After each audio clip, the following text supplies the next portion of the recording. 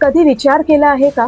काही लोक खूप मेहनत करून सुद्धा तिथेच राहतात आणि काही लोक काहीतरी नवीन निर्माण करून जग बदलतात. खरं तर ह्याचं दोन उदाहरण मी तुम्हाला सांगू इच्छिते.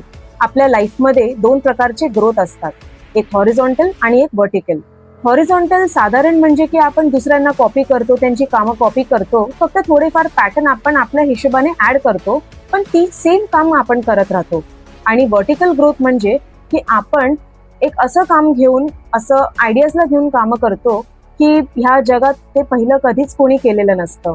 कारण हॉरिझॉन्टल फक्त रुंदीनी वाढते, पण व्हर्टिकल उंचीनी वाढते. तर आपण स्वतःला एक प्रश्न विचारणं खूप महत्वाचं आहे की आपण आपली लाईफ हॉरिझॉन्टली ग्रो करतोय का व्हर्टिकली ग्रो करतोय. कारण खरी वाढ दुसऱ्यांना कॉपी करण्यात नाही, पण खरी वाढ स्वतःचं काहीतरी नवीन अस्तित्व तयार करण्यात आहे. धन्यवाद.